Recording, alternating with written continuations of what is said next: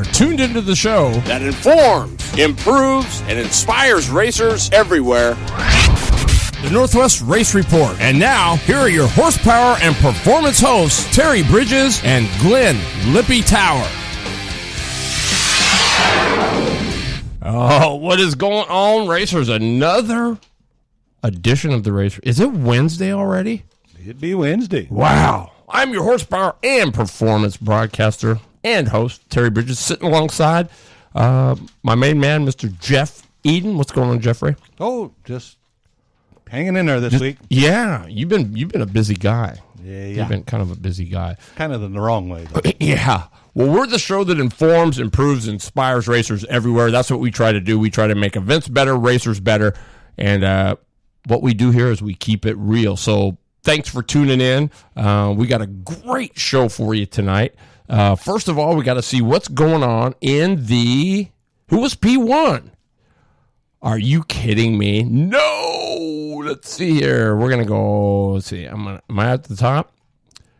That was it. Brian Esquinia, P1. Dan Watkins, P2. And Scott Keeney pulls in P3. Sucic is going to be fifth after Dix takes the fourth spot. Sixth, Brent Meyer. So, wow. Thanks for tuning in. Dave Chisholm in the house.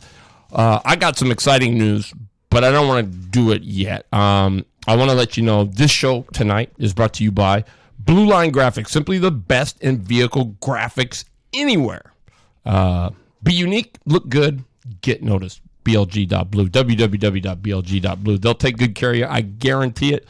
Wicked Fab, since 2002, they've been doing the best in auto fabrication. And, of course, South Bay Automotive, your local complete auto repair center. They both do foreign and domestic vehicles. And it is creative ink and embroidery, home of the online designer, where you get what you want.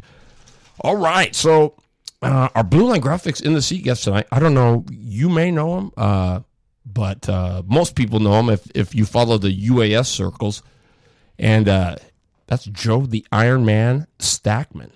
And he's got... I'll be learning something. Well, yeah, I mean, Iron Man, he's got a new business. He's a machinist by trade, and so he's kind of stepped off and is attempting to do his thing. It's called Judge's Performance, but more about that coming up at the 7 o'clock hour. We'll talk to him. He's our good guest. So I'm looking forward to talking to the Iron Man, Joe Stackman. He's a pretty good wheel, too.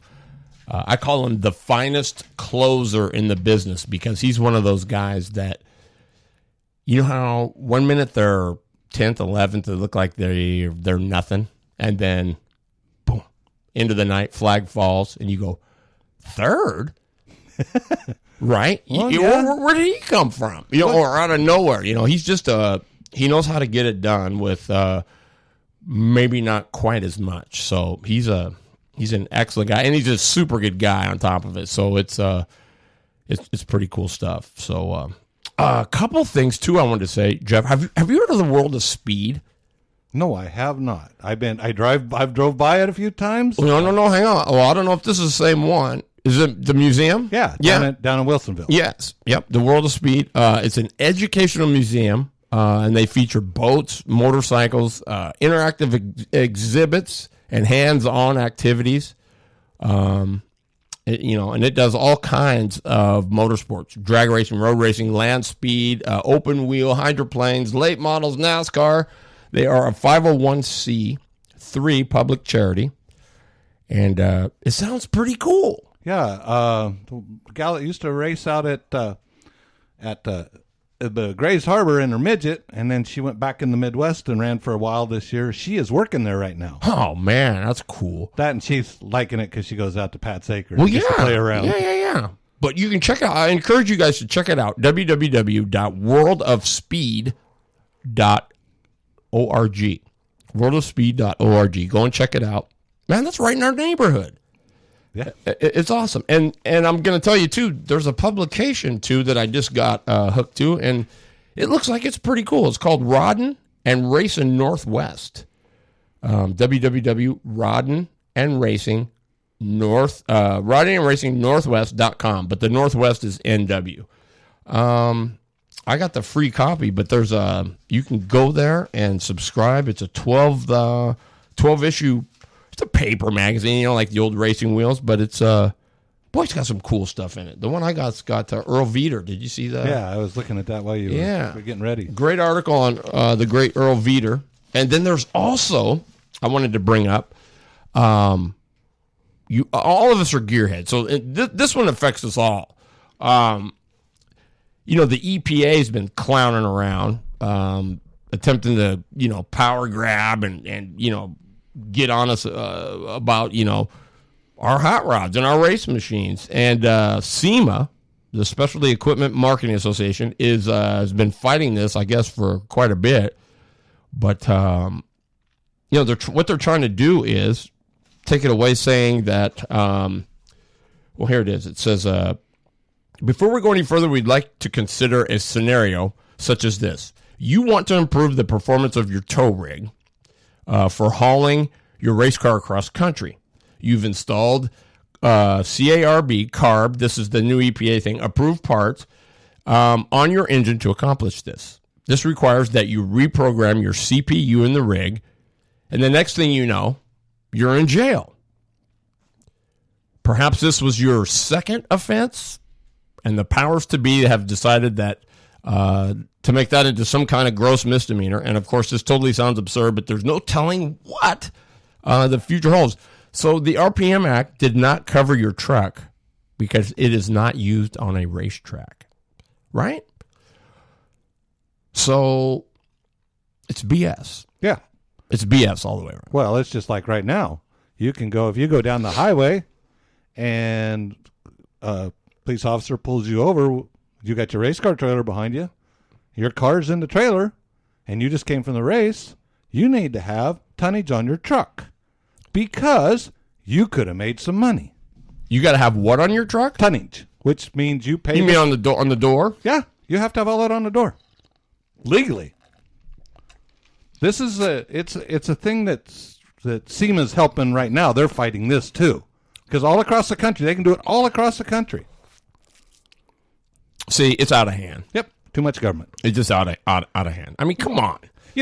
It's like I was talking with the one guy, and I know a police officer. And we were yakking about it. Right. And he goes, well, they're trying to make money here. And I says, there's $20,000 inside that trailer.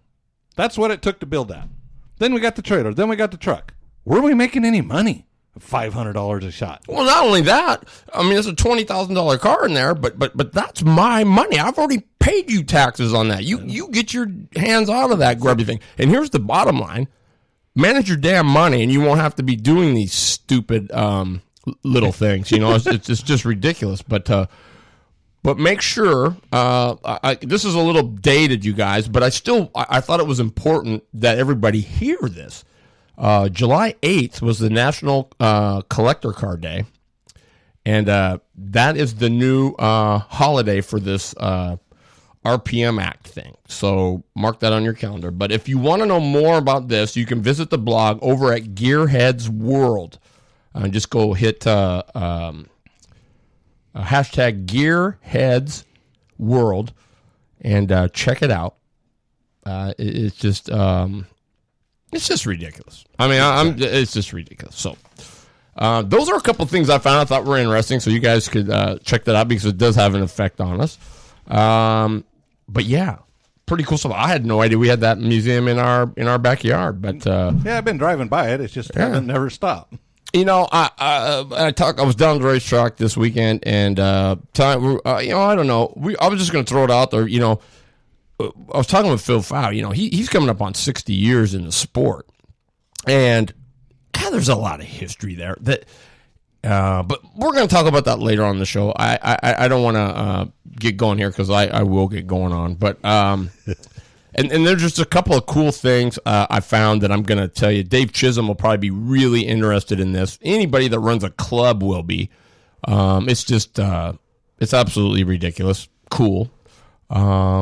Let's see what else I got. That's for right now. I guess you got some results. Oh, got a few. You got a few. Well, you know what?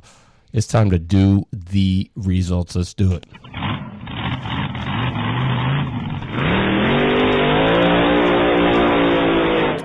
Well, tonight's Winner's Circle Wednesday, our results brought to you by Wicked Fabrication. Since 2002, Wicked Fab has been doing the finest auto fabrication anywhere. So when you think hot rods, think Wicked Fabrication. Check them out on the web, www.wickedfab.com, or on Facebook.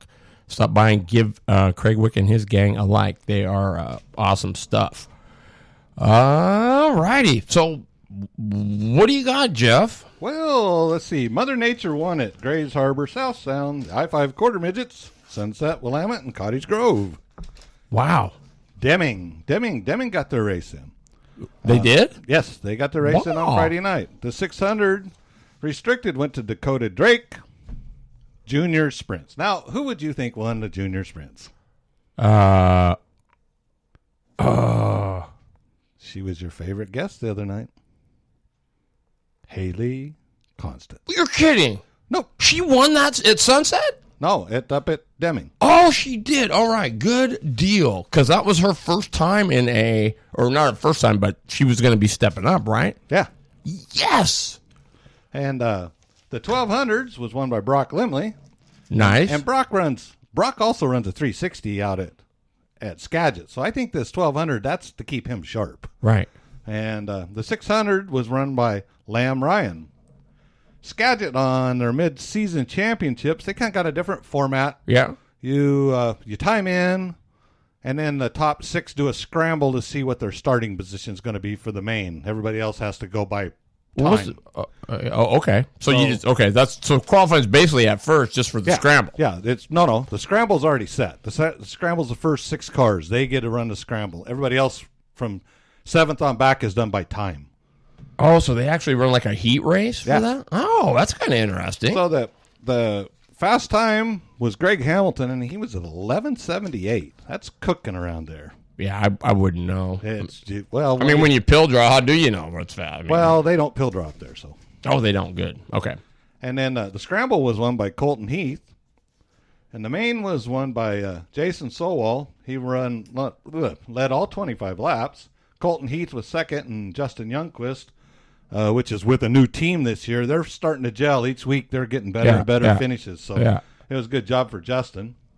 Good deal. Sportsman sprints. Fast time was Jared Peterson with a 12:47.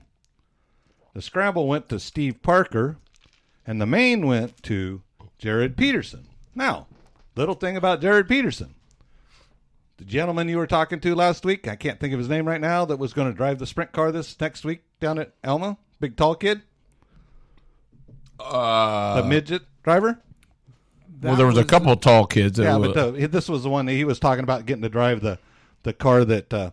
Yeah, that was the one that came in from the Ford Focus. That was Carly, and that was Galen's car, and he actually won it, didn't he? Yeah, Galen's car. That first time out with that sprint car, they won it with Jared Peterson driving it. Great. Wow, that's awesome. So, and the modifieds was pretty plain and simple. Scramble and main was won by Lawrence O'Connor. They had quite an accident. If you get a chance, go to hit YouTube and Kyler Moore. Oh my God, that car went about 5 times down the front straightaway and almost went out the exit.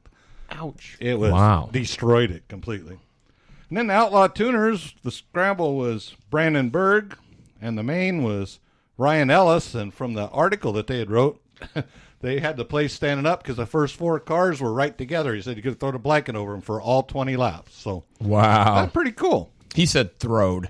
I love it. I love it. That's race talk. Throwed. And then if you're looking for something to do this week, Grays Harbor, and they're doing the Sportsman Sprints, which will be the one where they won with that brand new car, Street Stocks and Tuners.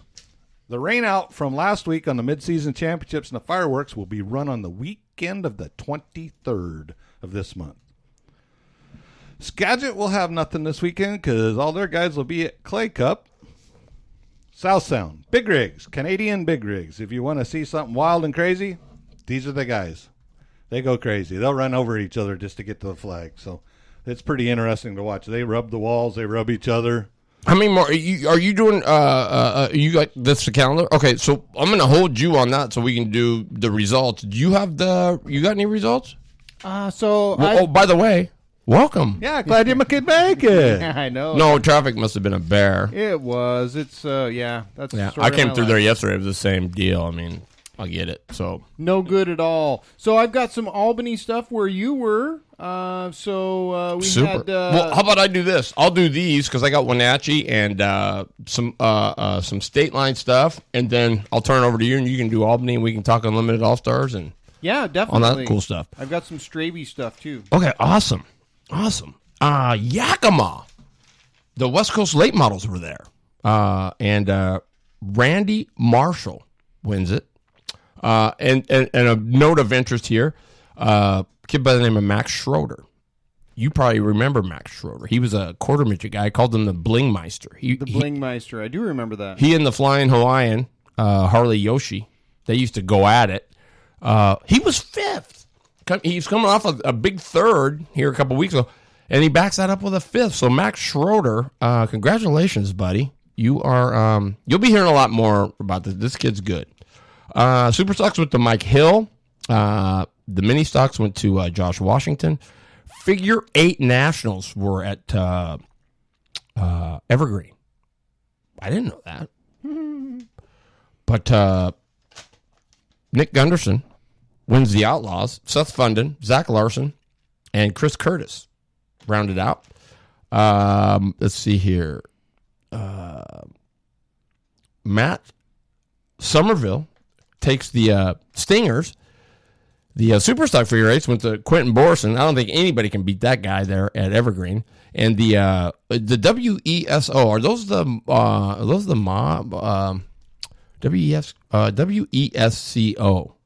I'm not sure what, but Randy DuBois won that. I'm gonna have to look that up. I think we went through this one other time. I got to get on that. But so good stuff there at Evergreen. Figure 8 Nationals going on there. Congratulations, Nick Gunderson, Matt Somerville, Quentin Borson, Randy DuBois. State Line Speedway had their tune-up 150 over in I think that's Spokane. Yeah. Just out of Spokane. Yeah. Garrett Evans was your winner. Shelby Thompson, Mitch Klein, Clint Habert, Dave Garber. Brittany Zamora was 10th, so good for BZ. But Nicole Bihar, 16th. She had problems. Looked like she only completed 132 of the 147, so not sure what's going on in the Bihar camp. There's a bug. There's a little, somebody shook the pot in that deal because it happens. It's just not, hadn't been going, because, she went back east. She did the whole diversity thing. I mean, I don't know what's going on there. But and then big shout out to Glenn Newton. He was 8th. And the reason why I say big shout out to Glenn Newton, because they are definitely an independent, right? They do it bare bones, shoestring, whatever you want to call it, thong, however you want to call it. They do it with a little bit and use stuff and hand-me-downs, and they're great guys, and I think that's cool because that's how I had to do it. Let's see, Wenatchee was there. They had the twin 50s, or twin 25s, I do believe it was, the Pro 4 trucks. Now, I don't know if this is right, because I was under the impression that Jason Majors won that, but I'm not sure what's going on. So I got to take a peek at some stuff. But Doug Wilkerson wins the Pro 4 trucks. Vintage Mods went to Doug Ironman. Thunder Cars went to, oops, I can't read my own writing. God, I hate when I do that. We'll move on to late models. Chad Holiday won the first 25. And then Steve Floyd was second. Bart Hector Jr. third. Mike Newton fourth. Jan Evans, Garrett's son, finished 7th in that first one. And then in the second 50-lapper, it was Riker Agnew, Bart Hector Jr., Chad Holiday, Mike Newton, Jason Ogle, and Jan Evans. So Evans moved up a spot. And so, yeah. That was on the late model stuff there. Being I didn't get it last week, wasn't around. Right. Had to work. There was a young lady down there at South Sound that I think you know, that Molly Molly Helmuth. Yeah, she finished 6th down there in the 126 down there. Yeah. Who won? Who won that? Well, it's Chad and Mike Carlson and Hinkles, and they don't say who was actually driving. Oh, okay. Bob Presley was 2nd. Riley Wilson, Rod Schultz. Rod Schultz. Yeah, I'm surprised. Yeah. I haven't seen that name for a while. Yeah, no kidding. And then Molly. Then it was Ron Eaton. Boy, Eaton was there? Yep. Holy cow. Dan Oberst was there, but he only made 21 laps. And the rest of them, I don't know them. Now, where'd you say Eaton finished again? Eaton was 6th. Well, that's not bad. 1 lap down. Better, yeah. You know, I don't know. I remember Eaton where, you know, you go, I'm never going to see this guy be just driving around, right? Or not, you know, racing for the win. So sometimes it's a little heartbreaking when you see that and you almost wish, you know, maybe, you know what I mean? Well, I think there's more than one name on the car, so he may not be the whole driver to it. So. Well, yeah. I'm sorry. And by the way, Mike Sims, I owe you an apology. He won the Thunder Cars. Looks like it was a family affair. Mike Sims and Lloyd Sims. Boy, Colby Holiday was 3rd, so that must be Chad's son. That's awesome. So the Thunder Cars, big over there at Wenatchee. My goodness. That's awesome. We got a few minutes. We got about 6 minutes. You know who our guest is tonight, don't you? I do. Pretty sweet. He's the man that got me into this business. Yes, indeed. Before you start, I'm just going to say, because this has to do with it, you know, we're on a short reprieve here, and the turnout was better, which I think saved it. So the 30th of July, the next race down there at Albany, is going to be, I was talking with Sucic today, and that's going to be the teeter-totter.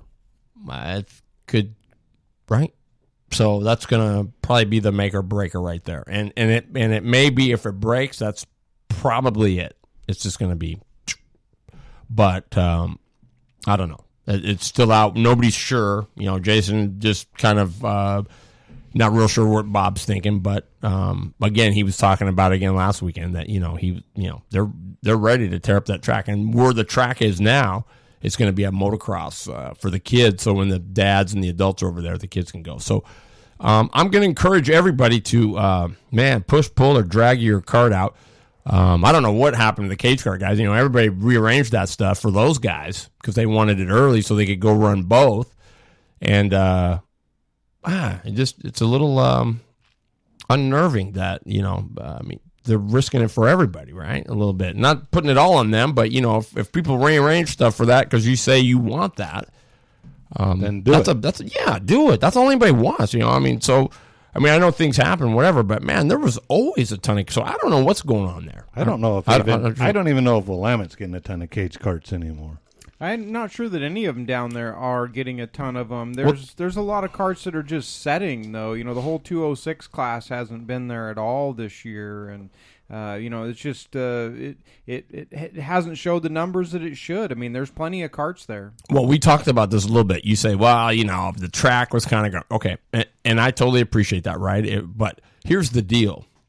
I believe it's kind of one of these things where you don't want to lose any tracks, because if you lose one, anybody else that's kind of thinking about maybe shutting doors or seeing whatever, they're going to go, it just seems like to me it would make it easier for other doors to slam if they were on. Well, the thing is once they're gone, they're gone. That's it. Pretty much so. And but the only thing in Bob's behalf is, I'm going to tell you, you'd be considered a crappy parent if you did this, but there was more than enough chances, right? This isn't like a one and done deal. I mean, I think this has been just a slow progression of build up. So hopefully that isn't the case, but please, for Jason's sake, right? I heard some stuff on Saturday that, they were like, well, you know what? Until you stand in a man's shoes, you can't say anything. Jason Sucic is a good guy. He cares about the racers. I don't know where anybody's getting this stuff that he's not, doing a good job or anything like that. He can't force people to get there, and I think that he tries his best to meet everybody's needs. Right? I mean, yeah, I've got some faults. We all do, but I think he definitely does a great job with the races. Definitely. I think moving them back to nights where they used to be is going to be a big plus, and hopefully that starts to draw in some more people. Unfortunately, cage karts like a certain track and go-karts like another track. So it's a fine line to try and find that sweet spot in between where both groups are happy. So I hope it all works out, and I hope people, head down there and support it, because we certainly do not need to lose another track. That's for sure. We don't have enough as it is. So exactly. Hopefully, some people make the trek down there and support it. And Ronnie's right. All the classes are lacking. It isn't just one. No, it isn't. No, and here's the deal: excuses or results. You get one, but not both. Choice is yours. I mean, it really is. I mean, it's nobody's mad. It's just don't start the oh my goodness thing if this doesn't go, or the blame game. Yeah, there's no blame. blame. Yeah, exactly. So it is what it is. I mean, we're just putting it out there that it's getting to the point of the red lights are flashing now. So yeah, it's time to do something, and we would really like to save that. It is an awesome track, and they do a good job down there. Usually they take care of us, so it's worth the trip and it's worth the time, definitely. Absolutely. So I was down. Some of you checked it out on Facebook, I'm sure. Boy, 4 UAS guys. Little disappointing there. But nonetheless, Stansberry wins it. Yeah, he did a pretty good job. I seen that Ronnie won one heat race, Stansberry won the other heat race, so they were swapping it back and forth down there. The main was Stansberry looked pretty good. Yeah, it's his track down there. They definitely cut their teeth on that track and got a good setup from that track. Ronnie makes his appearances down there, but he's not like them that's down there, all the time. So it's tough for him. Absolutely. And it wasn't that he was bad.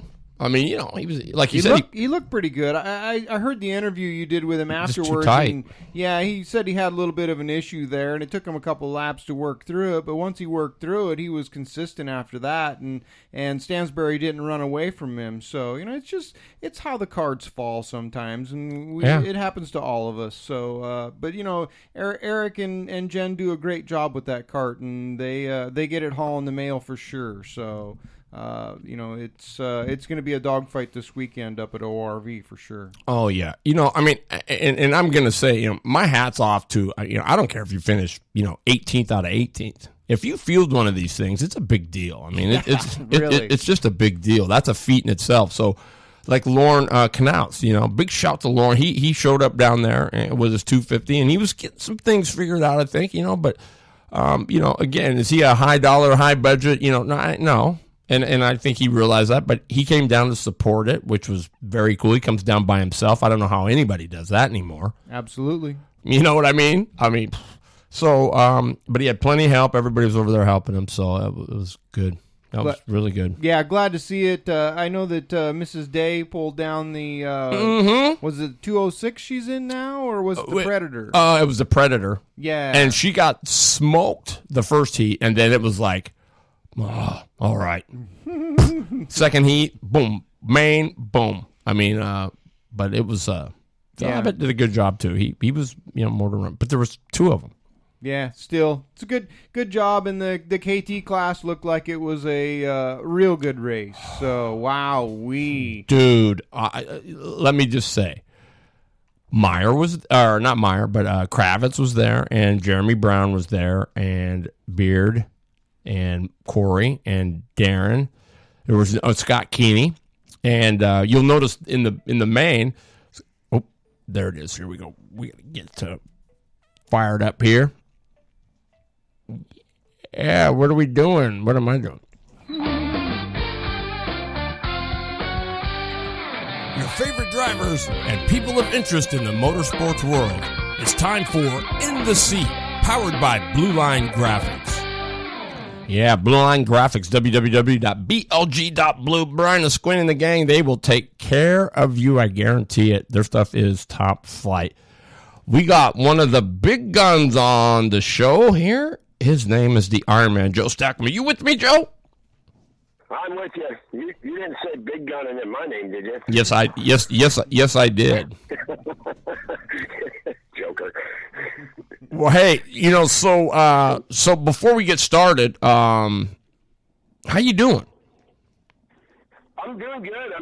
Things are moving along. Yeah, I've just been 100 miles an hour for the last 2 months straight. It's been crazy, but doing great. Awesome. So, and I got you on a different line than normal because I ran in, couldn't find a cord. So sorry about that, listeners. But hey, Joe. So tell us, you've got some great news. You kind of had some issues. I don't know. Was work an issue? The reason why you're doing this on your own now, or was it just you decided it was time enough to do it? No, I haven't left my job. This is a. Are you outside? Are you outside? I am. Oh, okay. It sounds like it. Okay. Okay. Yeah. So I'm not leaving my job. This is a part-time gig that I'm just going to slowly build. I've bought my own second job. Is what I've done. How do you get ahead in this world? Get a second job or make a second job. So I made a second job. Man, that's awesome. And so what is it? Is it? I know it's called Judge's Performance, but what are you going to be doing? Well, right now we just bought a 3-axis CNC milling machine, and we're going to start out making some motor mounts and things like that. We got a 450 mount that we're offering right now that I think is a better product than what's out there currently. And then we're going to keep expanding. I'm an engine builder by birth. Yes. So we're going to get back into doing more of that. Cylinder head work and everything.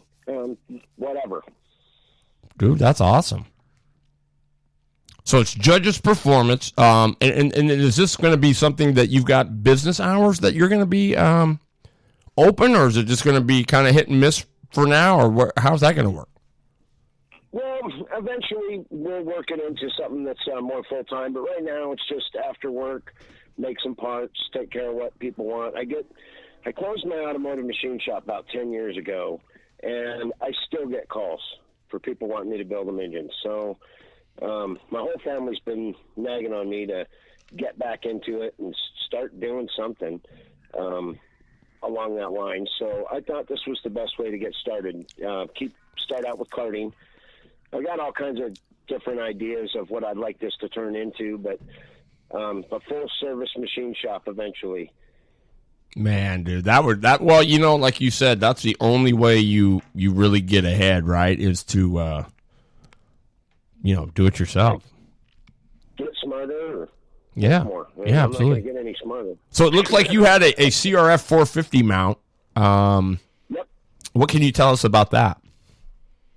So I took a look around at what other people were using for mounts, and there's a lot of really handy guys around here. So guys are making their mounts for themselves and stuff, but there's not anything that's really that I've seen that's anything worth a darn for the average karter.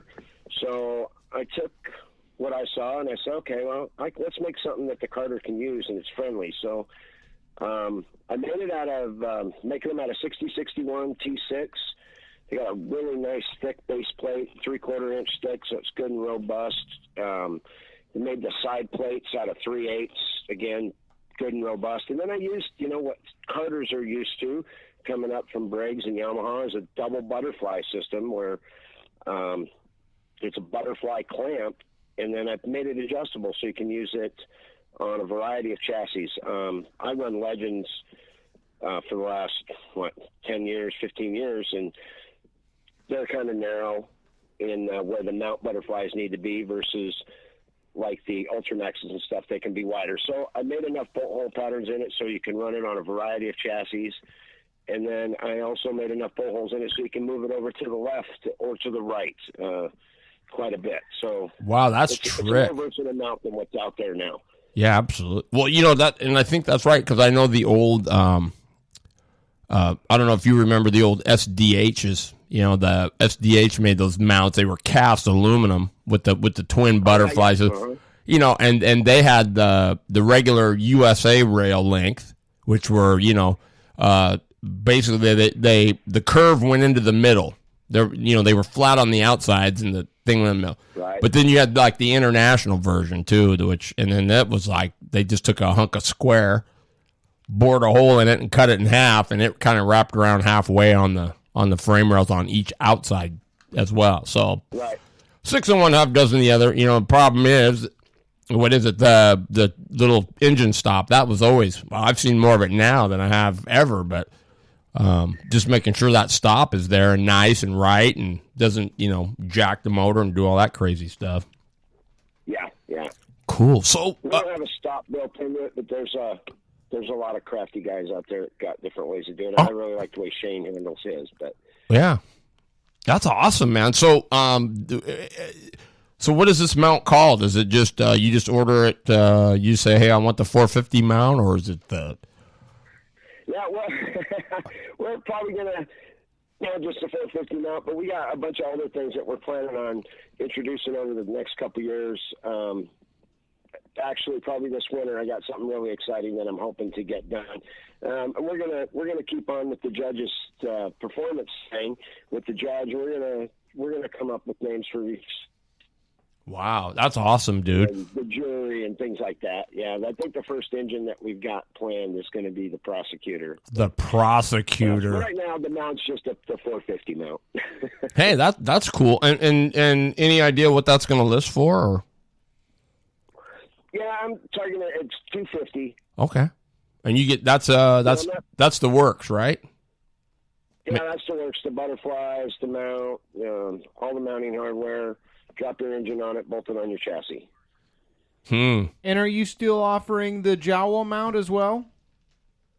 I'm not offering the Jawa mount yet. I'm going to be a distributor for them once we get more established. But to get the Jawa mount, you got to go through Shane at One Time Motorsports, and we machine that for Shane. That's a stand-up deal, Joe. That's cool. That's cool. Yeah, Shane showed me his mount, and I was like, wow, that of all the Jawa mounts I've seen, that is the slickest way of going about it. And I said, who's making them for you? And he's like, well, we're making them ourselves. So, well, maybe I can help you out. So I whipped one up for him and said, what do you think? And we've been building them now for, Shane, I think it's 3 years now. Wow, that's awesome. See, that and honestly, that's the way it should be, right? Yeah. I mean, there's a perfect example of, I could go in there and try to get it all, but why? Shane's already been doing it. It's his mount, his idea. It's all, so you work with them, and then everybody wins. I mean, that's pretty cool. Are you going to be offering any other mounts, the 250s or any of that other stuff that's out there, or a Predator mount or a Yamaha mount, or? Yeah, I don't know. We'll see if there's a demand there. There's good mounts already out there for the Briggs, and I really like Burris's mount for the Yamaha, and definitely Bowler's jack shaft setup. I mean, that's. And for what they're offering for, I can't really compete with them. But if somebody wants me to make one, I will. I've made my own for my own stuff, but I don't think I can compete with them. They got a nice product. Yeah, definitely. But what about the the 250s and that kind of stuff? Are you looking to go in that direction as well, or just waiting for the demand? As the demand, and I think that. For sure, the 250. I've already had one person ask me if I'd make one for a Yamaha. So I have to get a Yamaha engine or or get the dimensions so I can, get the locations on the holes right. But eventually, if there's a demand for it, if I had the dimensions for the Yamaha mount, I'd make one tomorrow. But I'll get them for you because Fal's got a zillion mounts that are just sitting there. So I'll tell him to throw in a bunch of like for Comet or whatever for the rotary stuff and the Yamaha. That way you got them. If somebody wants it, you can do it. Well, the Yamaha, I'm speaking of this for the Yamaha 450. Oh, okay. Gotcha. Yeah. Gotcha. Yeah, I have an IAME mount that bolts onto that goes onto the Buller jack shaft setup. Okay, cool. Well, I got an idea too for you. I got to show you, but it was off of the Road Racer that we used to run, and I think you might dig it. So it could be pretty cool. I think something different. You don't see a lot of them. So, but I'll tell you about that at a later time. But I just wanted to get you on the show tonight to let everybody know why you kind of haven't been at the racetrack, and because you've been busy getting a business going on. Man, yeah, we're getting the mill set up. We sold our house. We had this property out in Graham that we've been renting, and we just kind of looked at everything and said, well, where do we want to go? We live in this house in what I call the city, but Puyallup proper, but that's about as city as I get. And we just kind of looked at things and said, you know what, we need to get back out to Graham, downsize the house, get into the shop, and let's get a business going, and let's start thinking of future. We got to retire at some point, and just living for making a house payment just ain't going to do it. So yeah, I hear that. Moving and getting back out here to the rental property and getting things fixed up and getting set up. So it's just been a busy last few months, but we're really starting to get settled in now. So I'll be back at the track soon. That's all. Ronnie and Mr. Stansberry run for their money. Woohoo! Absolutely. Well, you know what I always say, the shop should be the biggest entity that you have on your property. Then the house, then the house, and then probably then the garage, then the house. Yeah, I would agree with you. I think you'd find argument within my residence, but yeah. Well, but you're always out in the shop. So how big of a home does one person need? Really, I mean, what do you got to do there? You need an oven, and a bedroom, and a bathroom. You're done, right? Yeah, exactly. I mean, there's plenty of cool shops that are, they live upstairs and they work downstairs and. Our wives like big houses, though. Well, don't even go there, Joe. Joe, don't even go there. I read your mind. Your ears were smoking. Don't even go there. Right. So you're not going to be at ORV this weekend, but you will be at the Boop, correct? Oh yeah, I'm not missing the Boop. I'm going to be at ORV later in the day. I've been hounding somebody for the last 3 years to let me try their card out, and I think I've got them sufficiently beat into down into letting me give it a wheel. So can you give us a hint? I can make a couple laps in it, and we'll see. Oh, but I'm going to be there. I hope to be there just to help people out and say hi to everybody because I miss my racing family like mad. They're everybody out at that Cascade Karting Association, and not even just CKA, but everybody in the Northwest that races around here, and for that matter, the whole West Coast. They're my family away from my house, and I love every one of them, and I miss them all dearly. So I got to get back out there. It's part of who I am. Man, dude, I'm telling you, and you don't think so, but it's the show is different when you're not there. You had a pretty cool dimension to it, and always have. So yeah, I mean, really, it's but all good competitors are that way. You make a mark, and I mean, it's awesome. So, man, so the name of the business is called Judges Performance. It's CNC, right? Everything's CNC and mill. Yep, anything that anybody needs on a mill, and they need some one-off custom parts or something, don't hesitate. Give me a call. So you hear that, Diotta? You hear that, Brad Berg and JP? I know you guys got a good one down there in Chris Mello, but still, if Mello's busy, Yeah, they got a great one down there. if he's busy, Chizzy, if you need something, all you guys, hit him up. Joe Stackman's a quality guy. You'll get taken care of. I guarantee that. And no jerking around or screwing around. He just flat gets it done. So, well, Joe, thanks, man. We appreciate you being on the show.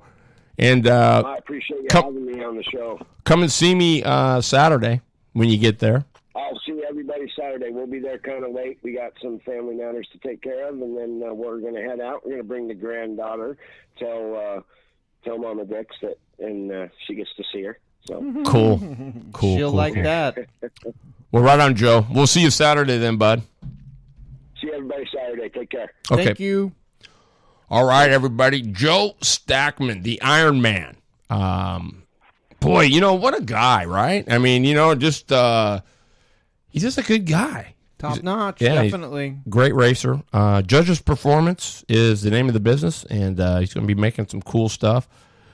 It's in its infancy, but still, Joe's a good guy. He'll take care of everybody. I know that. So good luck to Joe. Great machinist, too, by the way. He can get her done. If you got something you want made, he can definitely get her done. That's awesome. With all of the, UAS carts that I've seen being built around here in the last few weeks, there's a lot of modded parts that are needed, and there's quite a few people around here that can handle it, and Joe's one of them. Yeah, that's a fact. Well, speaking of that, I kind of did some stuff here. I did some peeking. This is all unofficial because I'm pretty sure of it because there's a couple numbers I kind of went, huh? But because he didn't have all the points in yet. But tied for first are, it's 4 guys. John Gardy, Robbie Yao, Jason Lindgren, and Wes Snow. Oh, wow. Yeah. Tied for fifth, or in fifth, is Sean Hill. Tied for sixth, or actually just sixth by himself, is Buddy Anderson. And then you got, let's see here, tied for eighth is Ryan Diotti and Bobby Baldwin. So tied for 10th, Ronnie Cox, the Rocket, Iron Mike Evans, Houston Black, Austin C., and Ed Scherfel. So that's 10th. And then some other notes. Mark Bergfeld, UAS owner, CEO, president, whatever you want to call him. He's 27th. Michaela Stark, 29th. Wow, nice. That kind of shocks me. But, hey, She must not have hit very many yet. Cody Chisholm, 32nd. Eric Stansberry, 35th. So that's the one that I said, I don't think they got that there. I don't think he didn't have all the points. Kevin Bridges, 38th. The Iron Man, our Blue Line Graphics in the seat guest, 42nd. And the cool one that I saw in here, Rusty King, is 44th. Yeah, Ronnie says those are not current. Yeah. Current there. In our neck of the woods, it looks like Stansberry's bringing down the first place spot with 300 points. Ronnie Cox is in second with 288. Kevin Bridges is in third with 192. Lauren Knaus is in fourth with 190. Stackman's in fifth with 90. And Rusty King's in sixth with 88. And that's with our Northwest guys. And that's their point standings. So hats off to all those guys that have been making all the races and getting themselves out there and getting some points. For sure, because I know those points were wrong. So, I think you add Stansberry to that tie first. So it's probably a 5-way tie there. Yeah, I got him down as 300 points. So he should be up there. Yeah, he's definitely up there. So, but we're back to Albany, right? So I'm going to just say, Justin Beard, Corey Markham, and Jeremy Brown. Scott Keeney was in the mix. He just spun early, and that was a big hole to dig out, and he just couldn't get him because he was fast. But, Markham and Beard just flat. See this? It was all the way around. And I think from the middle out, Markham was definitely better than Beard, but he just could not get. I mean, he would come by and give him a little nudge. It was in a straight line, and good, hard, clean racing. And both guys came in. Beard wins it. Markham was second. Jeremy Brown was third.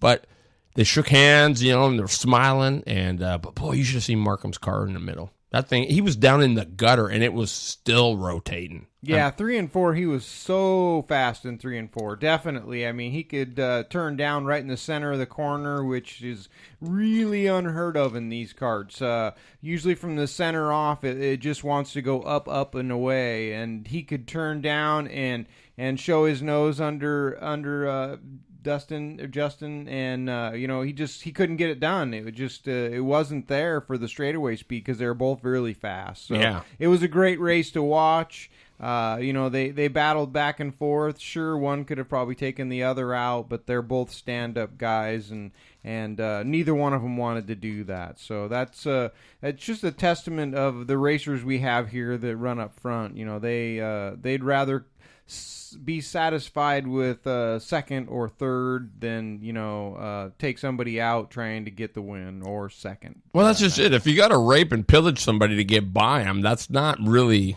a W, right? I mean, not to us, but many it is. Yeah. No, that's NASCAR. Right, but what Markham said, afterwards is he said, he says I didn't have enough to get by him. He says, and I wanted to race him clean because that's the way he'd race me. So, many props for that statement. Many props. Absolutely. Renee Angel was there, didn't have her UAS cart, which I was kind of disappointed. I thought that's what was coming, but I guess the motor's still getting some work done on it. But she ran her cage cart, and she looked pretty good. She looked really good. The track was weird, man. It was good for karts, but bad for cage karts. Cage karts like it just a little bit slippery, and go-karts don't. Yeah. That's the fine line I was talking about. They did a great job of setting that track up for karts.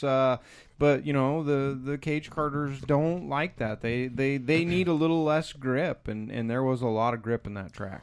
Well, and Bob said that he was a little disappointed because he wanted to get started on it a little early, but it rained, I think, a little bit on Wednesday, and he said it kind of just screwed me up, but excuse me. So Wednesday and Friday both got a lot of rain down there, so they were lucky to get done what they got done, but I did see pictures of them with the water truck out there, putting an ample amount of water on that track, which is what it needs, well, at least for us anyways. Yeah, so she won the cage cart deal, and then they had the, excuse me, Bubba Sucic and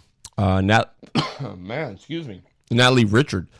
She was smoking in the she was in the Subaru, and then 206 was Sucic. It was Bubba's birthday. He in the Rockets, so everybody sang happy birthday. So that was cool, The cool thing was there were the quads. Yeah, and man, there's a Gammer, Malachi Gammer, 12 years old. I don't know if you know Lake Gimmer. He runs up here at Rainier a lot. Mm-mm. This kid was, I mean, he was just past start finish. He would just go, whoa. That thing was sideways, and he was, sliding off the side. Really a good ride. I mean, just he did all 3 heats, and just they put on a whale of a show. So good for those guys. But yeah, so that was good stuff. Mm-hmm. I mean, really, really good stuff. But again, I don't know what the numbers were, but it wasn't. Well, they were better than they had been in the past, but they're not as good as they should have been. I'll definitely attest to that. So.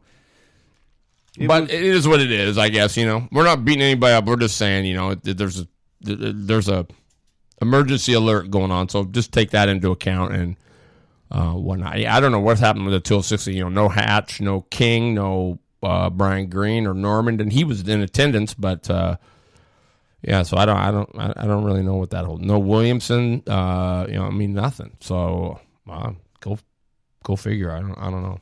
Yeah, definitely. We need to get some more karts to show up down there on the 30th for sure, because that is definitely a worthy track and needs to be saving. That's for sure. But it's tough out there right now. Definitely tough out there.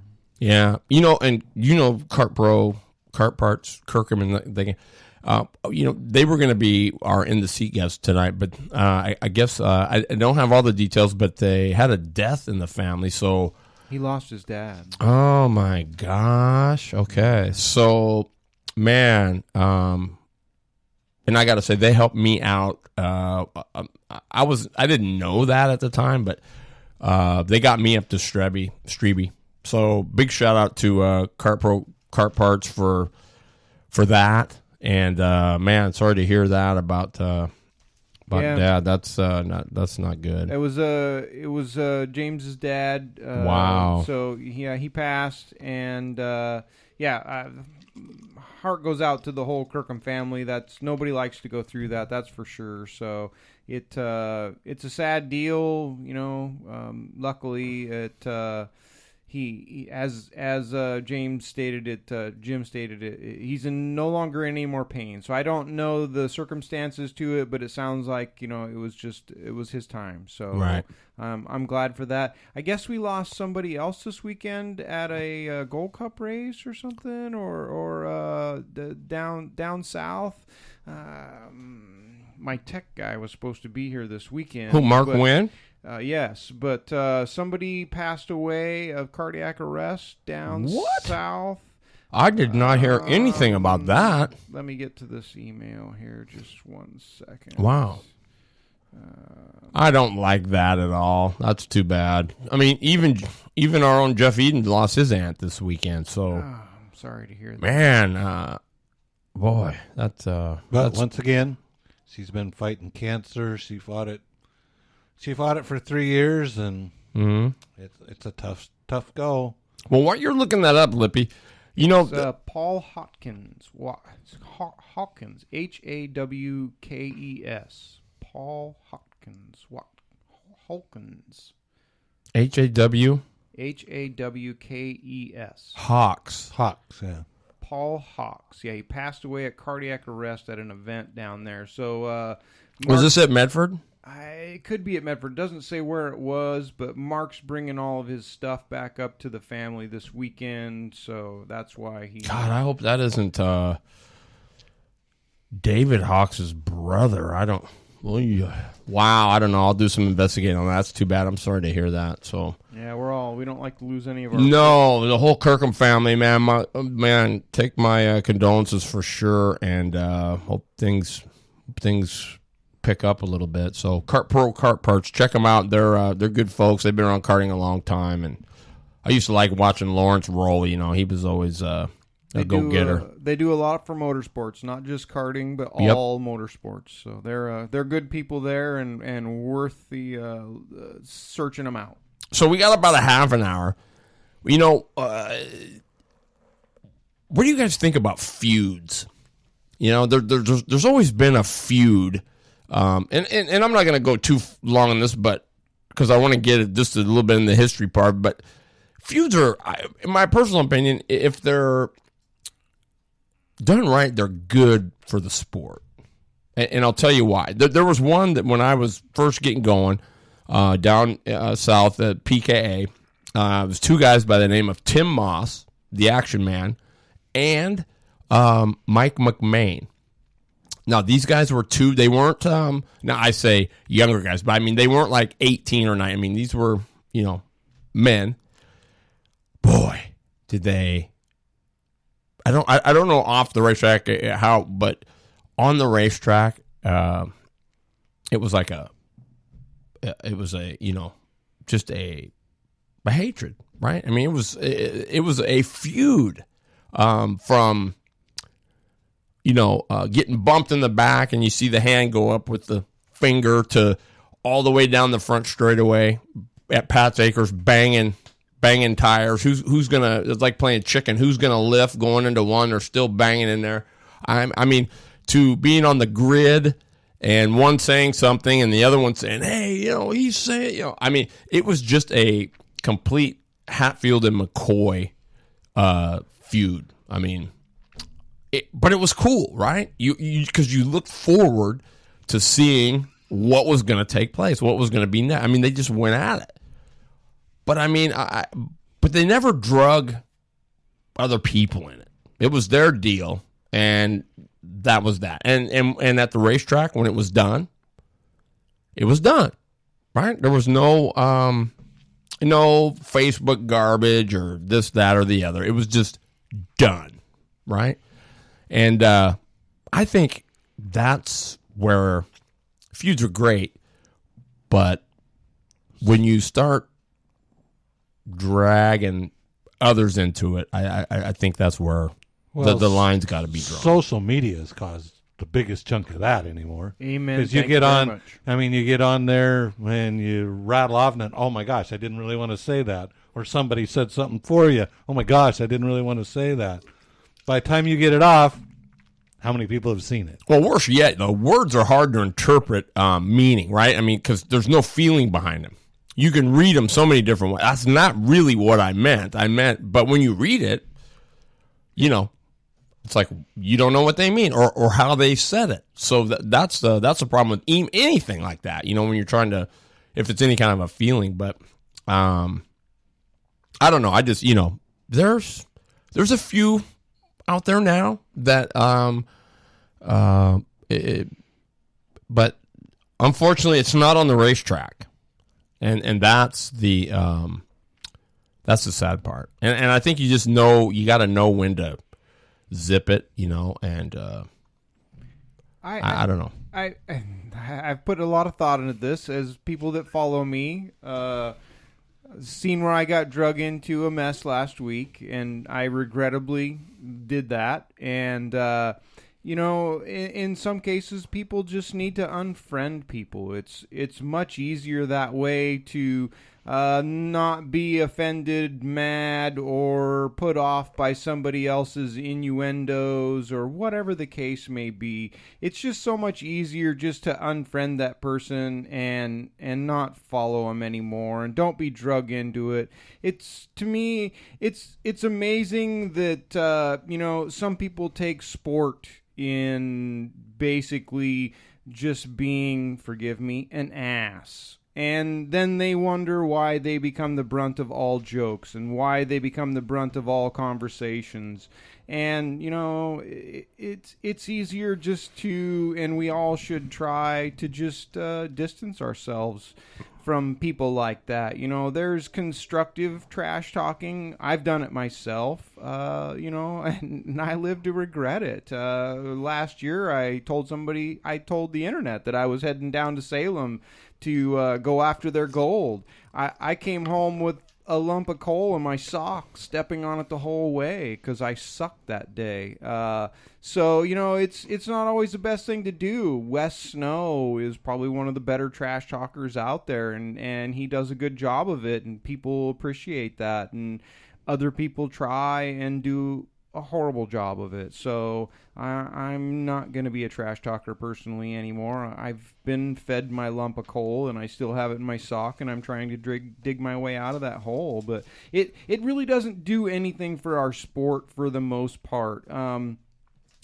Karting in the Northwest is really starting to turn around since I've been in it, and I got in it in 2009. It's starting to pick up. People are starting to get enthused about it, want to do it, and we just don't have any room for the kind of stuff that's been going on. It has no place. It isn't good for our sport, and it's not going to move anything or anybody forward. It's only going to make them look worse. So, yes, Renee, the block button works. The unfriend button works. I suggest that most people use it because there's only a few bad apples out there, and once we all work into blocking, unfriending, unfollowing, whatever it may be, it's all going to be a better place. Most of the time they're talking to themselves anyways. So yeah, I mean, and to say Wes Snow, a lot of times, there's trash talking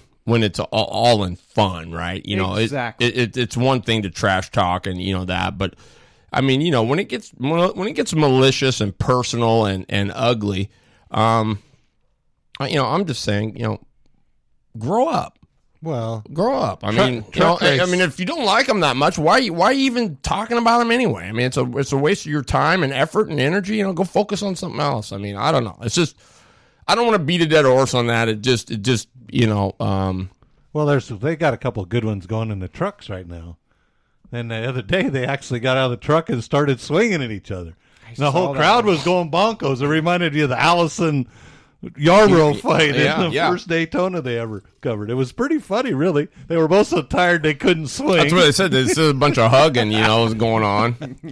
But the one thing you better not ever do is take your helmet off. You leave that bad boy on, that's a mistake you're taking off. Yeah. So, and I said we were going to talk a little bit about some history. And, I after going to Albany, went down to Fowles, and he said, man, Terry, I'm going to be probably going to be my last serious year or whatever. He's got a lease on this building, I think, through early 2017 or whatever. And then he's going to kind of taper down, look to kind of sell it. 60 years in the sport, you know? Wow, yeah. And I'm just thinking,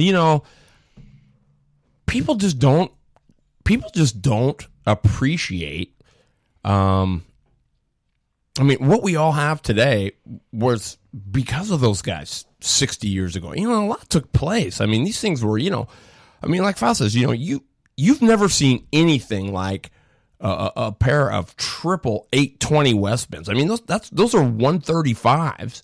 And there's triple of them with no mufflers really, other than this little aluminum piece. And these old Chin Sing, those fun cart slick things, narrow, wide, and they're sliding them through there with their knees up there on stuff, by these days. Come on. It was it'd be like riding a board, but God, those guys used to roll, and they went as teams, and they, I just think the sport could really use, if looking back there, it used to be where this team from this area went to the Grand Nationals, and they were a team. There was a dart cart team, there was the foul roner team, there was this team, there was that team, and there was some pride there with all those teams. It wasn't like the individual stuff you have now, but guys cooking up, if I was saying how, Jim Petit used to cook up his, benzene and this and that, his own fuel for these things in a bathtub, stuff just make you cringe now, but didn't think of nothing of it then. But it was just cool. And some of that old cool stuff might help the sport now, right? But nobody knows anything about it. And nobody really, I don't know that anybody actively pursues it, like in school. They tell you, oh, yeah, this is what this and that. And this. God, there used to be heroes in karting. True. There really were. And not just karting, but even the late model stuff, the old L-Scan stuff, the steel body when they were there. God, there was some, it was, it just seemed like it was, everybody knew a lot more about the sport than they do now. I could be wrong. I was just saying, I was just thinking about that going, some of those guys just don't get the respect. Lynn Haddock, you got to know how good these guys were. Well, I can remember Phil when he was in Salem, just off of River Road there. Right. He sold Vespas and bull tacos and had the go-kart. And motocross bikes. Yeah, 170 Shimala Road. It was epic, he was just, and he was the guy. He was. Yeah, he was the go-to guy. He was. Yeah, I had an old bull taco at that time. I couldn't get it to run. Bring it down. He had it for about a week, called me up and said, Dane, this thing's sweet. Mm-hmm. So I went in to ask him. I said, well, how much? I did it on my spare time. Right. And that was, you don't get that. No. Terry Hager's another one, right? He brought it, he had the world's champ, Howard Comby. From 75, he won in Japan, he won the world championship back when it was really a world's championship, right? But, and you talk about a feud, found Combi, Hager brings Combi in to get foul out. Just stuff nobody knows about, but yet it is what kind of built the... It shaped our karting. Yes, it did. And I just think that if you haven't done it, man, go look at some of that. Even go back to 95 when over over in Europe, when they were running the, the kind of like the Rotax of when it was first going over there, where I go, man, some of the stuff those guys were doing on equipment that is, let's just say junk by today's standards. I mean, it was pretty amazing, but, it was just, there was just a whole variety of motors. They weren't all the same. Everybody had their own reason why they ran stuff. Some guys were loyal. Some guys were, and the thing I remember too is nobody ever bitched about getting beat. They never said, "Oh, we should weight them up more. Or we should, take away this. There are horsepower more on fuel." I mean, that wasn't even an issue then. It was like they would just go to work. Either they would go get a different motor, or they'd do what they had to do. But they didn't say, "This is BS, man. I'm not going to run this anymore. I want to weight break." I mean, all this stuff that, there was. The options were less, right? Saturday was light. Sunday was heavy. That's it. You can run this motor. You weigh this much. You weigh that much. There's your choices. You choose, and that's it. The line was drawn in the sand. That's it. It's either or. Yeah. You decide, but that's the rules. And a lot's changed. I see Tony Williams put up Gary Hartman, which is another great one that doesn't get enough recognition. He does not. I think he's one of the pioneers of the two-stroke pipe. He is RLV has taken it on, but Gary Hartman was, he built that Yamaha rotary. That was a rotary, and then they 100cc rotary, and they yarded it off, and he put a piston port barrel on it, blocked the front carburetor off, put twin, 317 Tillotsons on there, and built his own linkage with the teeth on it. It was the coolest thing ever. And, God, those things were, they had the variable timing, so when you get it, it automatically, God, these things were, Rick Gifford won, I don't know how many races. He was God on one of those things, and fast, holy cow. But, see, it's all that cool, but that was the open class, too, but, see, you don't have any of that anymore. So the Unlimited All-Stars, yes, but, man, even that, if you compare them, it was just different, it was, Well, everything's different now. Society's changed, and everybody. I've seen it over the last few years. People come in and they spend the money. They buy the good cart. They buy the good motor.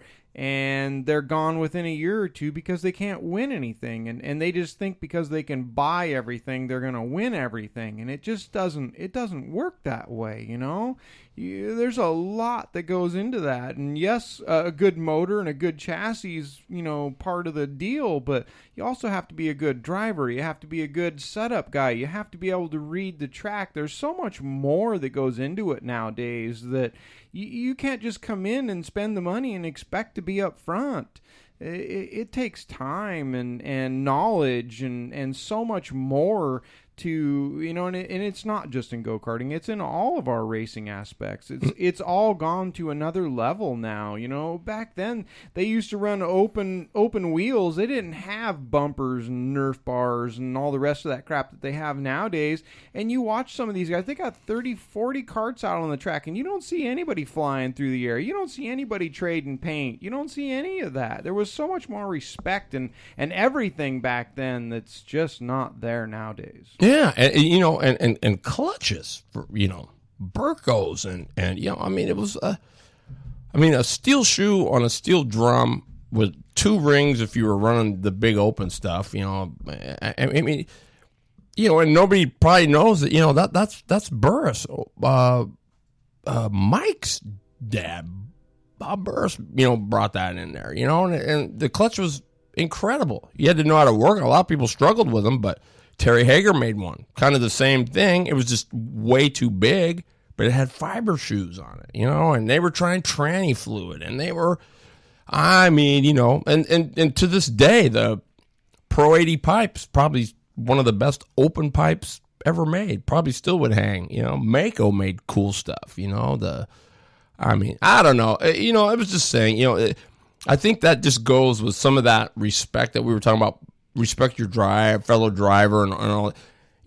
respect those guys that, really, and do yourself a favor. Go read some of that stuff. Look up Lynn Haddock. Look up Ron Emick. He went over to that driving school over in I don't know where it was, in Europe somewhere, some famous driving school. And they said he was the most efficient driver ever to come through that school. And in go-karts, he was the same thing. I mean, he drove 270 cc's like it was a four-stroke. I mean, just rolled. Scott Pruitt, same thing. His dad was a big NASA scientist guy, and he came up with his own oil. Boy, you talk about, like the old Blendzall stuff where this stuff, Pruitt stuff, smelled so, it smelled like cotton candy. You just wanted to eat it. It was so good, and There was some of that out there that did smell really good. yeah, in those days at Pat's Acres, it was foggy, and you had to wear your sweatshirt underneath your leather coat, right? And you had to have the starter fluid for the opens, otherwise they wouldn't start, and it was just, I don't know. I just thought it was awesome that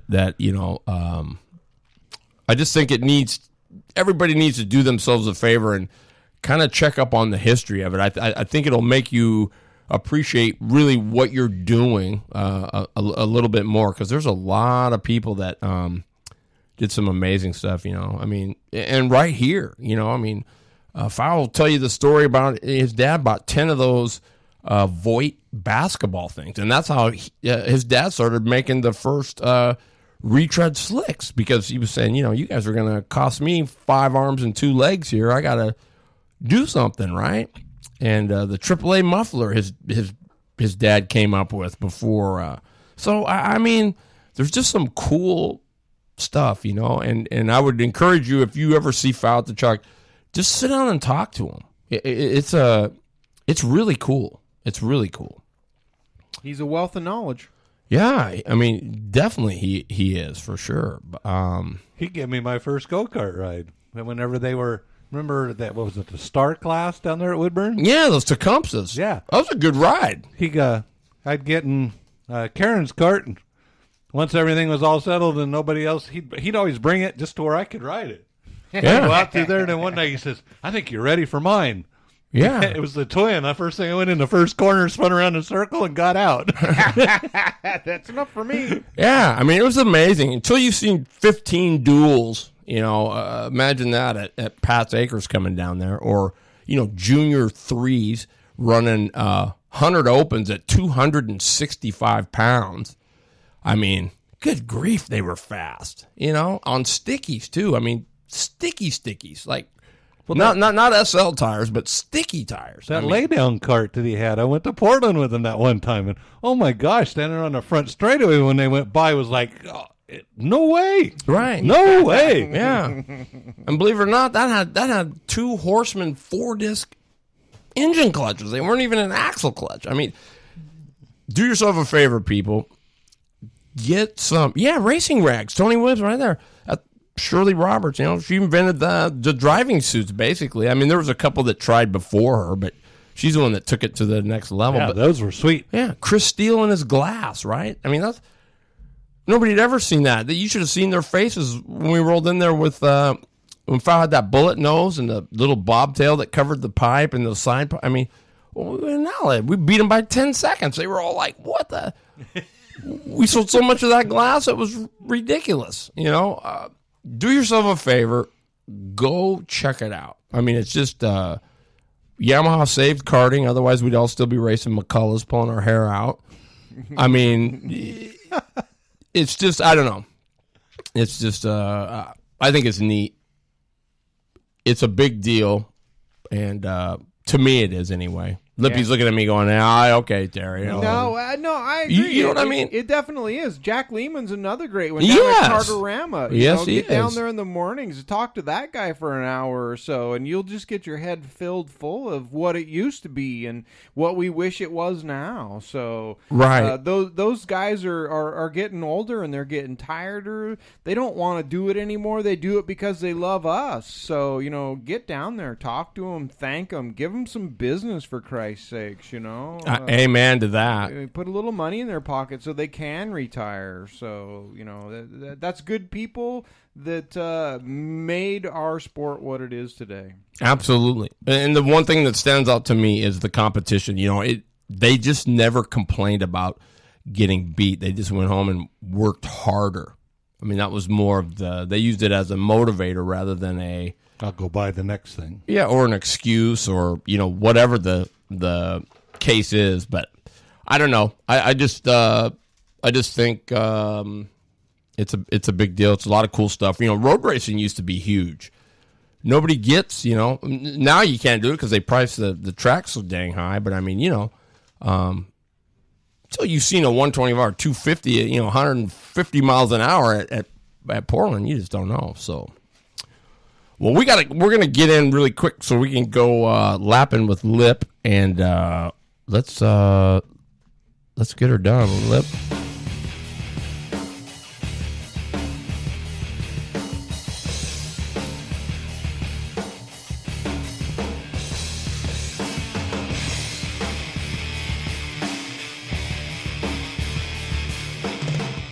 Rants and raves, it's Lapping with Lippy.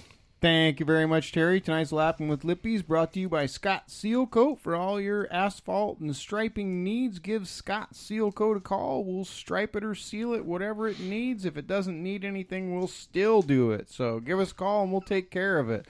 We don't have. I don't have anything this week as far as Lapping with Lippy goes. I'm dropping the ball, but I plan to be picking it up real soon. I do want to thank Joe's for last week's show. That was an awesome deal. Joe put down all the work on his desk and came and hung out with us and told some good stories and kept us busy the whole time. Made sure we had what we needed for the whole show, as well as his son. I don't remember his name. You could help me with that, Terry. Who? Joe Constance. Joe's son. What was Spencer. Spencer. Great IT guy. Love that guy. He helped us out immensely. He did. Super good. So thank you for those folks up there. And Carly, she did a great job of lining us up, getting the Ford Focus group in there. I didn't realize that I raced with so many of those people at Strebe Speedway and other places. Really great group of guys and gals there that race those Ford Focuses. So if you see them anywhere, get out there, give them a shot. They put on a good show. They're good racers. They're good people. So they are that for sure. Just get out there and support it. I'm hoping to make it to Elma on their next show out there to show my support for them because they're good people. I wanna catch everybody up to date on our summer series of the Hey Racers, Glenn Tower here from the Northwest Race Report. Sorry, you know, with the sorry, I don't know how that happened, but we have a ghost.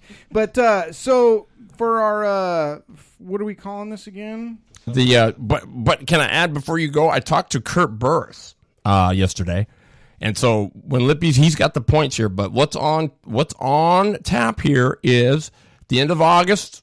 We're gonna have our final points. A $100 gift certificate for Burris products is to the winner, and then Cool. and then positions 6 through 10 will get a free Burris T-shirt. So wow, see, that's huge. I'm gonna start playing now. Y'all are in trouble. She whiz. Okay, so listen, Brian Esquini has been holding down first place for my record show about 5 weeks now, and last week, Dan Watkins comes out of second and finally knocks him off. So last week, week 9, Dan Watkins comes in, pulls down the first place. Brian moves to second. Dix moves to third. Looks like Sean Carr was fourth. Sean Halbert was fifth. And Jerry Fonfera was sixth. Now this week, Brian comes back in with P1, which is a big help for him, but still he wasn't able to pull back into first place. So Dan Watkins is still pulling down first place. Hats off to him. Nice job. He's been running to get that one. So it goes Dan Watkins, Brian Esquinia, Dix in third place. Sean Carr moves into fourth place. He's also tied with Scott Keeney, who comes up this week, and Sean Halbert pulls in at 6. So Jerry Fonfera at 7th. Nick Hanley comes in at 9th. Jason Susich comes in as 8th. Sorry, I got that one a little mixed up there, but that is the way it goes. Scott Warning after that. Straby Speedway, Brent Meyer, Rick Worley, Jeremy Means, Rusty King, Matthew Hanley, Rusty Rossmeyer, and Daryl Kelso comes in at 18th. So everybody's doing a great job. Keep it up, everybody. We got a few more weeks to go, so keep it coming. So what's the breakdown between first and second? How many is Watkins ahead? So Watkins is at 57. Brian in second place is at 49. Dix is at 47th. Sean Carr's at 33, Scott Keeney's at 33, and Sean Halbert's at 30. Jerry Fonfera's at 29th. Susage is at 27th. Nick Hanley is at 24th. So they're all right there with 10 points going to the first person. This is still anybody's game. Boy, I guess $100 on the line, courtesy of Burris Racing. By the way, I will tell you as well, too, next week, you better write your questions down now, because we're going to have Mike Burris for basically the full 90 minutes, and you'll be able to ask him anything you want as far as questions, and he's going to be there to answer it. So you can have your questions. You're going to put them up on the chat line, and we'll try to get some semblance of order so that people's questions can get answered. But maybe what we'll do is we'll just kind of take it in the...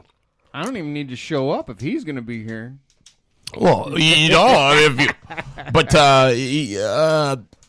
try to take it in order of the how you come in on the chat line. Maybe we'll do something like that. But anyway, have your questions ready for him. Tires, setup. I mean, he's excited. He wants to get on here. He enjoyed it. So I think you guys will be able to ask him anything you want. I think that's definitely pretty cool. Nice. And my last thing before we turn over to the calendar is I got the call from Joe Torres. And it looks like Mark Berkfeld says, get him back. So I'm probably going back to the grounds. I just got to find a flight and that type of thing. But, yeah, nice. Going back to the grounds. Meridian, Mississippi. Very excited. Super excited. So, yeah. That means we got to host a show while he's gone. Well, I hope you know what button to push, because there's a bunch of them there. We can't be all wrong. You kind of, I mean, you guys, that'd be pretty cool, actually. But, I think I'm leaving. I don't know. I don't even know the flight, but I mean, Friday the 8th, 9th, and 10th of September is when.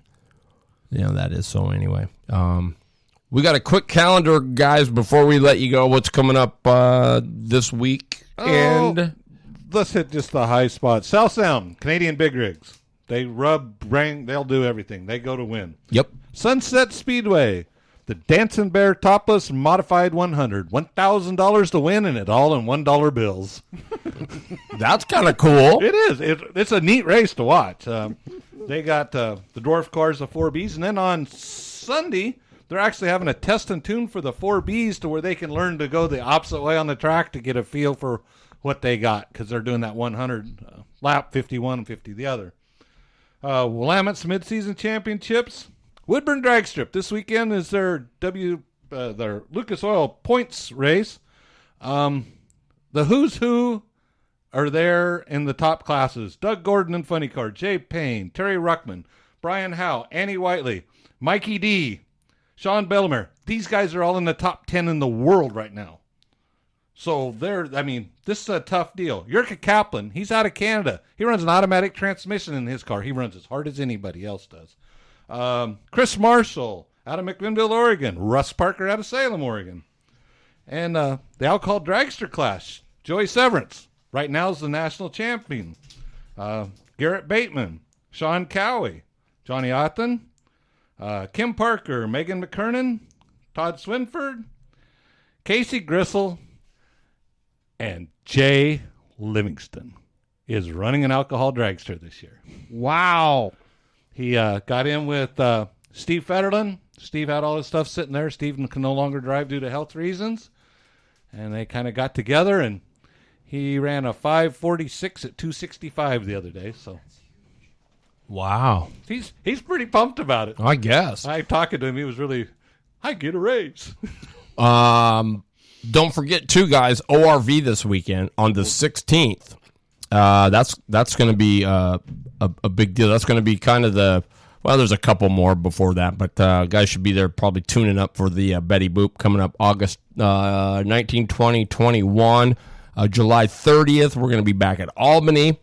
So hopefully everybody can get down and go there. I-5 Quarter Midgets this weekend have a 2-day race. It's their regional race, right? Mudslinger Shootout. All right. And also Deming with the Clay Cup. Yes, Jason Suchich is on his way up there tonight. So good luck to everybody heading up there for that. Man, I think, I'm going to put something up on the page, but there's with so much going on, man, it's tough to find anything because I know there's a huge Stinger or Hornet thing going on at Willamette coming up here. I want to say that's the 29th of July, but there's a huge, Stingers because it's a Stinger Nationals or whatever at Willamette.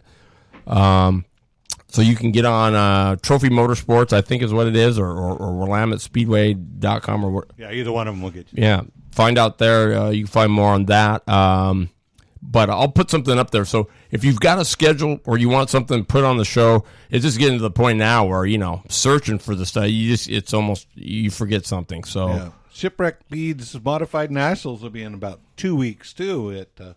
There'll be 60 to 70 cars there for 2 nights at Grays Harbor, so something else to look forward to. Yeah. And I encourage everybody that's got an LO206 or any kind of a Briggs & Stratton to go to Briggs.com or BriggsandStratton.com and check out the Briggs video series. They've got some really cool stuff on tech, how to do your carburetor, how to set the floats, it's just cool. And the videos are quality, and they're not very long. Most of them are just, 4 or 5 minutes, but check it out, because if you want to know what they're doing when they're teching and why they're doing it, they're telling you. I mean, they're showing you how to change the rods and it's you need to go check it out. I checked it out a little bit, watched some videos there, but it's a big deal. The World Formula stuff, animal stuff, it's just cool. Great information. Absolutely. So with that, let's see here. Mike Burris next week, so be sure you tune in for that. We'll be without Lippy. I guess he's taking the day off. ORV this weekend, man. I encourage you guys to come out. It's just going to be, I think the weather's going to be good. Yep, it will. So Lippy going to have a sweet track going on, and let's just keep building on what we've been doing out there, because it's been pretty good stuff. Really, yep, really looking good forward stuff. to it. I'll be down there Friday setting up track and getting everything ready, so it'll be ready for everybody on Saturday. Yep. Support your local racetrack, man. Bring somebody new one time, Evergreen's got their Friday, Saturday night stuff, their local shows. Wenatchee, everybody, Yakima. Man, Hermiston, bring your stuff, bring a friend, go short track racing, kart racing, whatever, and spread the word, TerryBridges.com where you can go. I would appreciate it if you guys would go and just sign up to get the Northwest Race Report delivered to your email, and be sure you follow us on there. I know I haven't done a real good job on the website. It's just I need to start getting some more stuff up there. So if you would like to write or contribute a story, please let me know. Hit me up. I'd love to have them. And I guess what do you got going on the rest of the week, Lip?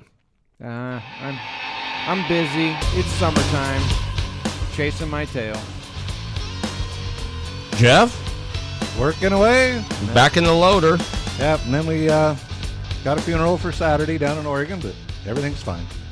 I'm kind of be curious to see who's going to win that Yamaha class at ORV. I don't know if Pasanante's coming, but I think Shane will be there and Rusty's been kind of quiet. So it's going to be a good race, definitely. I think we're going to have some good numbers, and a lot of people are shaking their stuff down. We got some new people coming out, so it's going to be a good weekend for sure. And the weather's going to hold. I have confidence. Yeah, really good stuff. So congratulations to all the winners and everybody. You guys were awesome down there at Salem. At Albany. Make sure you get down there and support Albany Motorsports Park and ORV. Look forward to seeing everybody out there. And, boy, I think... Looking good to me. Yeah. So we'll see you guys next week. Appreciate it. Spread the word on the chat series. If you get in now, it's going to be a little bit late, but you never know. So till next time. Lip. I'm going to just say this really quick, just because I know it was kind of cool. If I can find it before we go. Of course I can't. Nope. What were you trying to find? I was just trying to find the statement, but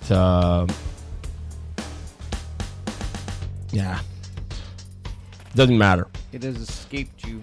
It has, like it always does. It's let's see here. I'm still looking, guys. I thought I had it right here.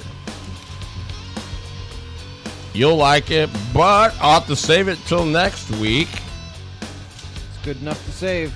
It is good enough to save, for sure. But like a dope, I don't have it. Thanks for the Hoosier. Oh yeah, for sure. That's keychain. I appreciate that. Yeah, no problem. Oh my goodness, I can't believe this. Day in the time of Terry. Yeah, I don't know, man. Anyway, guys, appreciate you being on the show. Thank you. We appreciate your support. Yep, absolutely. Support all our sponsors and support the show, please. Absolutely. Yeah, that's for sure. Big shout out to South Bay Automotive, Blue Line Graphics, Wicked Fabrication, O'Hagan's Carts and Supplies, Scott Seal Coat. And remember, you will never be admired without being criticized first. Amen to that. So with that, we'll see you guys next week. We love you, and be sure you look up. He'll take good care of you. Take the high side. See you next week.